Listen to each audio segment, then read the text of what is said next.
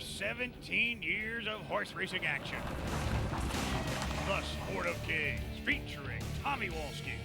Today we'll go behind the doors of a stewards hearing. Stephanie catches you up on all the news. Our race of the week is the Jim Coleman Province. Tommy recaps some of the major stakes in racing across the nation. Our salute to the champions, the 2008 Preakness. And now here he is, BC's ambassador to the world of horse racing, Mr. Tommy Walski. Good morning, everyone, and do we have one dynamite program for you today. On our opening segment, we're going to take you behind the scenes of a racing infraction, an inquiry lodged by a jockey or by the stewards. We're going to listen to what the jockeys have to say as they go into a hearing between them and the stewards. Very interesting, and this is how it really goes. We're going to hold a hearing into an infraction that took place on the racetrack yesterday. We took a horse's number down. That means we disqualified a horse and placed him for interference just past the 16th pole. And now we have the riders involved in the incident coming in, and we're going to hold a hearing and look at disciplinary action towards a rider if need be, but we will be listening to their testimony on what occurred. I know there's times in my career where I know I have, I'm at fault, but if I can see a way and talk my way out of it, I'm going to try. I do. That's all there's to it. Anything to try and get off and getting it some days or a fine, So yeah, you do what it takes. Some of their reasoning is they're trying to get out of it, so you make that determination, and with the video that we use, it's pretty easy to make the right determination on it. Hey riders, this is the race yesterday. We disqualified a horse. We had a steward's inquiry and a rider's claim of foul. Rider on the one horse claimed foul against the two horse. It happened at the 16th pole. We'll take you through it and get your input into it. And we're coming up to the 16th pole. Chad, you're on the two horse. Yes, sir. Get down in there. Appears off of here that you took away the path of the one horse. I'd like to see the head-on. I didn't feel I really came down that much, but I'd like to see the head-on. Take you right to the head-on. Yeah, I feel I left enough room for him. It's got a little bit. I didn't think I came down that much. I thought there was enough room for Frankie. It was clear enough. But It looks here, just here you look, and is that when you considered you had enough room, and then? yeah, when I looked, I thought there was enough room. Can I back it up and see if does the inside horse come out and take any of that away from me? Because I thought there was enough room for two horses inside of me. I know my horse getting a little tired, but I basically just tried to ride an aggressive race. It doesn't seem to appear that the inside horse comes out. Dave, did you think you were going straight down the rail? I was going straight as narrow. Okay. Yes, I'm going by. Yeah. I'm clear here, so. You got lots of horse. And I thought I was pretty clear here. I really, I could hear him a little, but I didn't think I got it quite that tight. Appears you shut him down pretty good. Is there any other camera views you want to see? No, like I said, that's about as much as I can say.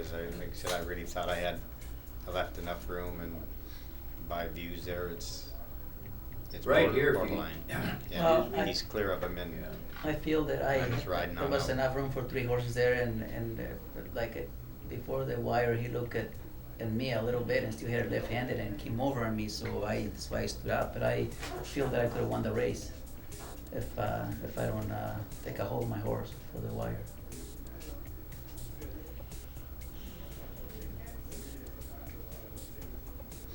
At that point, Dave, are you bothered a little bit on the inside? Well, I got Frankie's horse's head in my lap, Yeah. and I'm just trying to keep from going over the rail or bumping into it. And I had to turn my horse sideways to the inside and to Davy's horse. That way I don't clip heels on the two horse. Right. If I had a little room, I could have probably finished second and won the, and I could couldn't move up instead of the 4-horse.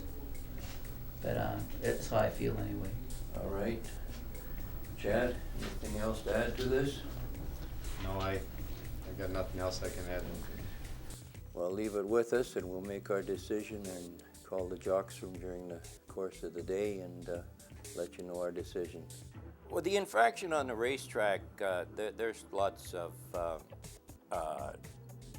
different opinions on it, put it that way. The three of us may not agree, and it comes down to where when two agree, that's what you go with, and that's what makes it work. Is 2 out of 3 if that's where it ends up. So if everybody's not in agreement, that's what'll make it work. Gentlemen, is there anything else you want to look at to before we work on a decision on this thing? No, I think I've seen enough of the films. Michael? I've seen enough. Pretty straightforward. Straightforward. I think Chad's point where he thought that he had enough room, he didn't have enough room and he knew it. Frank had to turn his horse into Davies, so That, no, I don't see a problem. no, I agree with you that he looks over Once he turned his head and looked and saw how much room that he had, He should have pulled the horse out of it. at And least switched sticks and made an effort to. Exactly. when he looks, he knows that horse is coming. Oh yeah. You know, that's, you would suspect he knows that horse is coming. Unfortunately, made Maybe. bad judgment on Chad's point there. Bad judgment or Oh, he was on. That's costing him. He had plenty of horse. Yep. tiny bit deliberate maybe too. If he maybe thought he'd intimidate him enough to shut him down Hold him and out of didn't there. realize he had him in that tight. Well, either way, I don't think there's any defense for Chad. No. I think we have Michael? to. He didn't offer anything to me that was any kind of defense. Okay, what do we go with the 100, According to policy, 500 $500 a fine day? or a day. Yeah. His choice? We're early in the season. It's he hasn't had any offenses yet, so Okay. we're at the base rate. All right with that? Okay, we'll bring him back in, 500 or a day, his choice, whatever works best for him, and tell him our displeasure with dropping down like that, coming to the wire. Okay, gentlemen, we'll bring him in. I feel like there's circumstances that you cannot do anything different than what you did. You feel in a horses, whether it's switching the leads, moving in and out, which is usually a lot of it. And the stewards have a different opinion on effort of trying to correct it or whatever. Whereas a rider, we feel we're doing the best we can, and we just see the picture differently. Well, we've discussed it, took your point of view. We feel as a board of stewards you didn't allow enough room for that horse on the inside of you. One damning thing is you did look, and I guess at that point you thought he had enough room, but you still dropped over on him. Took away his path, and we determined that it did cause him a placing, as you knew when we disqualified you, and we've discussed penalty, and we're going to give the option to you of $500 or 1 day. Your choice. Let us know before the day is over. And it's pretty simple. We, you know, when you got lots of horse like that, we'd hope to see you just go straight down the racetrack. You're a winner in the race. It's you know, it's not our choice to be taking a number down when the horse is actually a winner in the race. But you did bother the horse on the inside of you. People that the decision goes against are not in agreement with you, of course. So we're fortunate if we got 50% support on any decision we make. Sometimes it'll be less. And that's part of the job. We have to live with that. You know, it may be in a decision the only people that are really pleased with you are the people that benefited from it. But that's the way it is. You know, it's everybody isn't in agreement with what we do. Don't go away. The Sport of Kings. We'll be right back.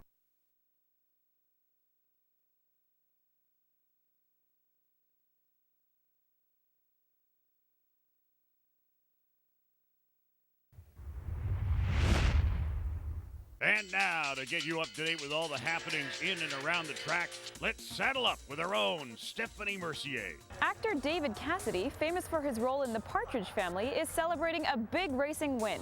A horse Cassidy owns with the Penny Racing team, Sweet Vendetta, won the $200,000 Black-Eyed Susan Stakes at Pimlico last week. Cassidy will be performing at the River Rock Casino here on June 7th. Apprentice rider Stephanie Fedora is doing well here at Hastings. We talked to Fedora a few weeks ago, and since then she's had her first win aboard trainer Dave Milburn's Include the Grand. We caught up with Stephanie in the paddock and asked her how it felt to hit the board. Fantastic. It's a good feeling, a very good feeling. It's always a good feeling when you win. When you get that first one out of the way at a new place, it feels even better. How do you think you're doing now? Good, really good. I'm still very positive. I'm still very happy here, and I'm still getting a lot of support. The newest apprentice rider is Jason Rodriguez from Panama. Rodriguez earned his first victory last Saturday on a 32-to-1 shot trainer Cesar DeMarni's Steele's Lad. The horse was such a long shot, the Superfecta paid out over $34,000. Last Saturday at Hastings was the Emerald Down Stakes for 3-year-olds and up, fillies and mares. A small field of 4 went 6 furlongs for the $50,000 purse. The heavy favorite was Bob Chima's Dancing All-Star, who ran a great race. Let's take a look. Into the far turn they race now, and Dancing All-Star still being hand-ridden. Now opens up by a length and a half. Rosetta in second, light up the lane, and Infinite Wealth. 3/16 to run in the Emerald Downs. The half went in, 45 and 2, and it's Dancing All-Star. Gutierrez pretty comfortable. Down the lane they come. It's Dancing All-Star now by 2. Rosetta trying to take a crack at her, but Dancing All-Star finds another gear, draws away. Dancing All-Star by 3. Rosetta second, light up the lane third, Infinite Wealth fourth.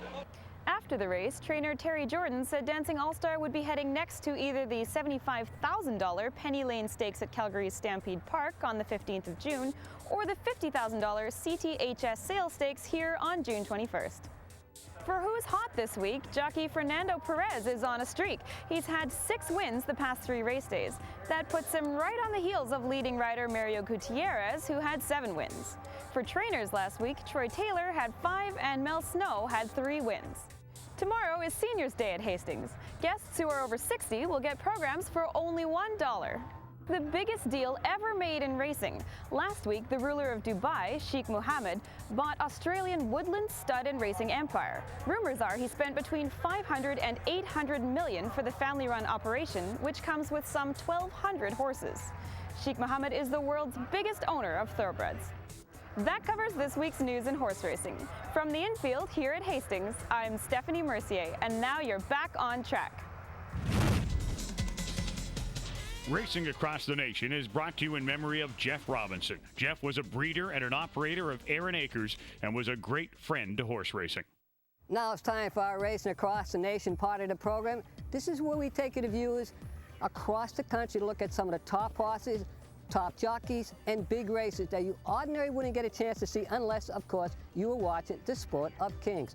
First up, we're going to go to Pimlico Racetrack in Maryland. You're going to be watching the $200,000 Pimlico Special. In this race, you want to watch the 2-horse Student Council, trained by North America's leading conditioner, Steve Asmussen.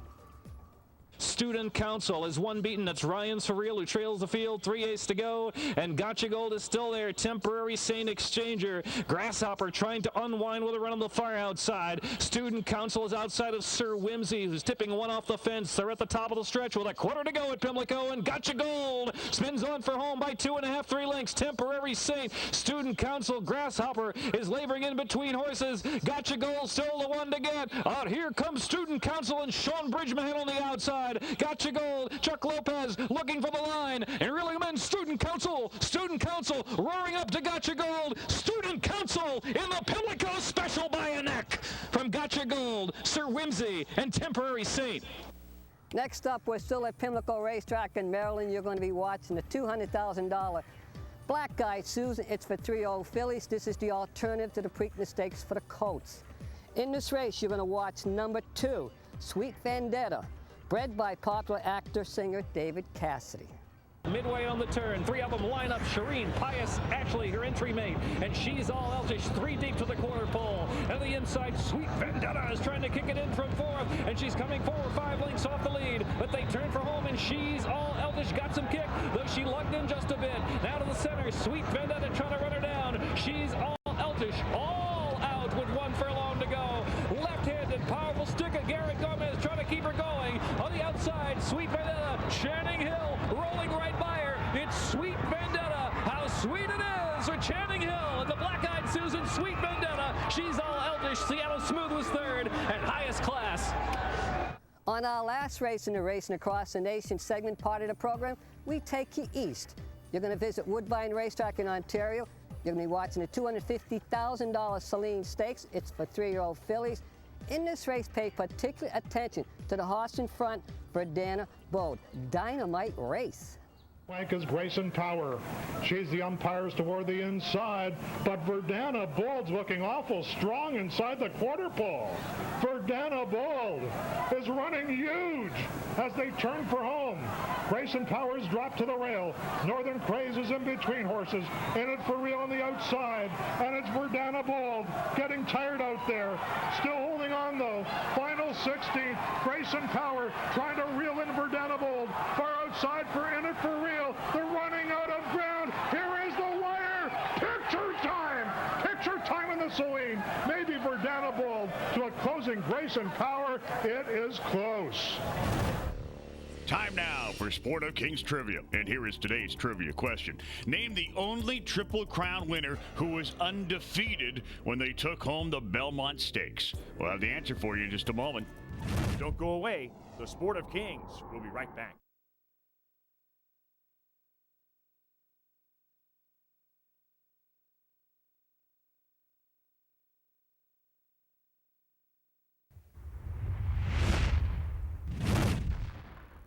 Time now for the answer to today's trivia question. Seattle Slew's win of the 1977 Belmont Stakes was Slew's 9th win in 9 starts. Big Brown can become only the 2nd unbeaten horse to take home the Triple Crown. Time to get a heads up from Hastings' own Mike Heads.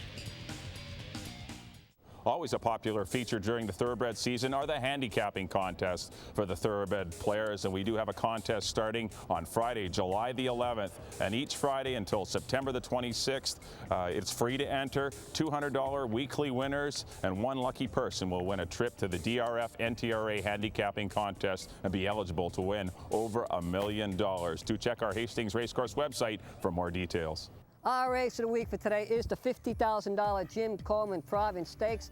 It's for 3-year-olds, very competitive field. They go in 6 furlongs, or in layman's terms, 3/4 of a mile. Let's watch the horses. Royal Hudson is owned by G. Gilbert, Dr. K. Chan, G. Kelly, and L. McLean. Royal Hudson will be sitting just off the pace and will be running at the end. I've been working a horse. He's working pretty good, right? But he's running against nice horses too. The only reason I worry about a little bit about this horse, he likes to go longer, right? But he's been running in Auckland, like I say, he's fit enough, I think, to run a good race in 6 furlongs. Diamond Tree is owned by Bob Chima. Diamond Tree just recently joined the winners' ranks and has some bullet works coming into today's race. We think quite a bit of him. I took him to Toronto last year and he ended up getting injured a little bit, so we brought him back here and we ran him here and he won quite handily, so we thought he deserved a chance in here. Savo Island is owned by Les and Norma Shaw. Savo Island is coming off a strong Northern California campaign and is a threat in this group. He's a claim that I made in Golden Gate in the wintertime, and he's got some good speed to him. It might even progress into tactical speed where he might take off a little bit. We're looking to stretch him out later on, so we're prepping with these kind of races.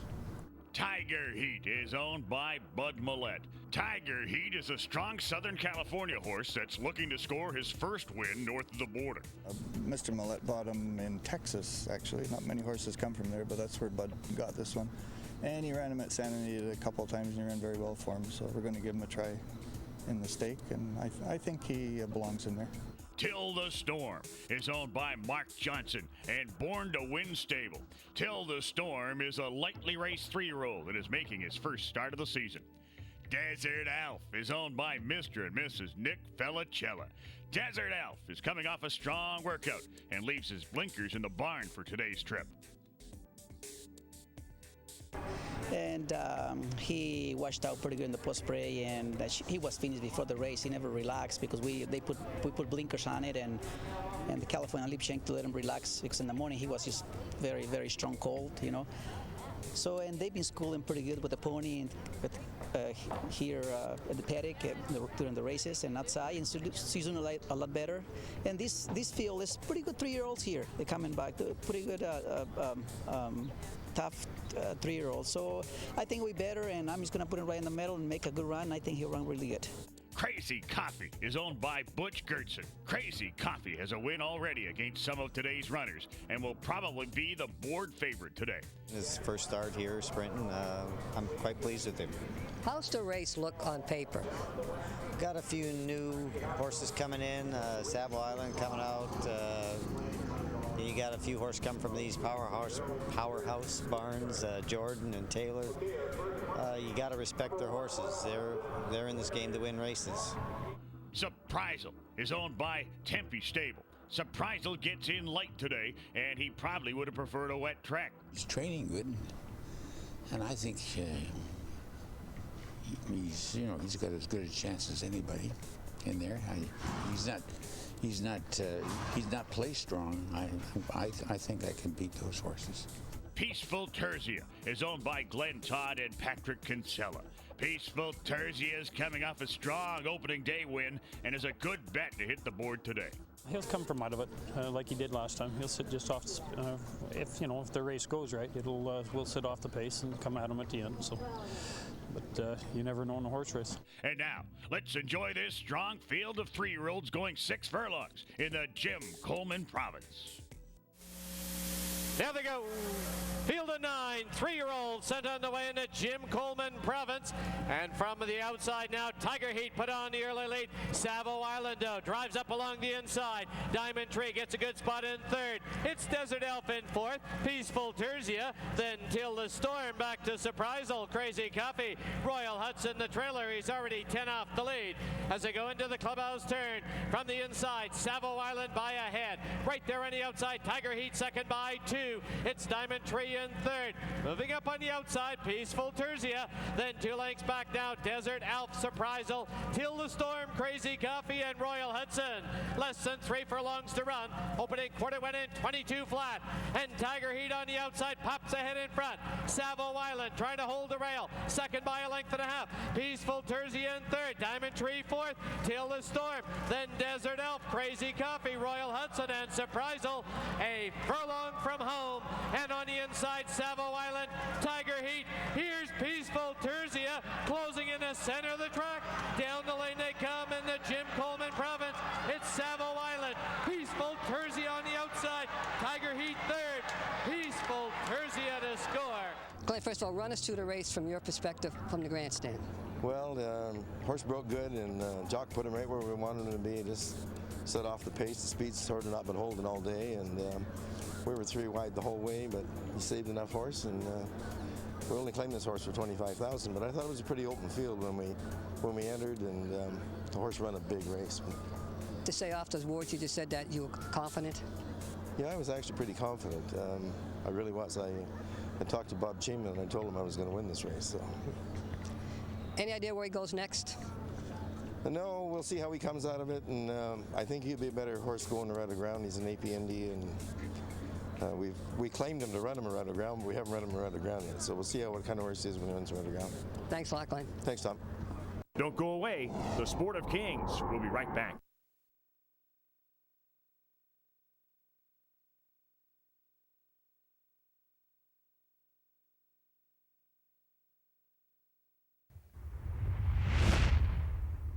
Today on our Vancouver Province Salute to the Champions, we travel back 2 weeks. You're going to be looking at Kentucky Derby winner Big Brown's victory, astonishing victory in the $1 Million Preakness Stakes run at Pimlico Racetrack in Maryland. The distance is 1 mile, 3/16. Once again, an amazing race. The Salute to the Champions is brought to you by the Province Sports, where you can read Tommy Walski's column, Hoss Talk, every Friday. The Province Sports, it all starts here. And they're off. And Big Brown got off to a good start. So did Macho again down toward the inside. Big Brown forwardly placed. Macho again is there. On the far outside, here's Riley Tucker. And Riley Tucker's going to be the early leader. Hayburn with some early speed today, and Gallego, he's way out there. Big Brown has been guided to the rail. He's running along in fourth now. Then Steeple fifth, Giant Moon sixth on the outside. Macho again broke well, but he's now back running in seventh. Kentucky Bear is eighth on the outside. Race Car Rhapsody is ninth toward the rail. And then it's Ichabod Crane 10th down toward the inside, followed by Yankee Bravo, and last of them all is Trace Barachos. This is a very unusual spot for him. He's usually in front at this point. The opening quarter goes 23 2/5 seconds as they whip around that first turn here at Pimlico and move down the backstretch. The half was a sensible 46 4, and so it's Gallego on top. Riley Tucker runs along in second, and Big Brown, he's just loping along now. Third as they approach that half-mile pole. Hayburn runs along now in fourth. And down toward the inside, Steeple is fifth. Room at the rail for Kentucky Bear, and he moves out. A decisive move for Kentucky Bear going into the far turn. And Giant Moon, around the far turn they go. 3/4 up in 1, 10 and 2. And Big Brown looms on the outside as they round the far turn. Riley Tucker has come away with a narrow lead. Gallego fights on. Big Brown right there on the outside. Just in behind them, Kentucky Bear down toward the inside. Race Car Rhapsody and Hayburn, and they turn for home in the Preakness, and Big Brown has seized the lead, and he is pulling away. Big Brown's doing it again. He is disappearing from the field. He's in front by 5. And then it's Race Car Rhapsody, and on the outside, Macho again, and just cruising in the line. Captain Sorbo looked in the rearview mirror, nobody was there. He waltzes home to win the Preakness. No one's ever been close to Big Brown. Macho again finished in second. Ichabod Crane was third. So there he is, Big Brown, and it's now on to Belmont and the elusive Triple Crown. Now here's a question for all you out there. You just watched Big Brown's amazing victory in the Preakness Stakes. Here's a question for you. Do you think he's a super horse, or was he merely racing against far inferior rivals? That's it for this edition of the Sport of Kings. Once again, thanks for allowing us to spend this last half hour with you on this Saturday morning. Remember, keep them straight on that final turn. We're going to get you.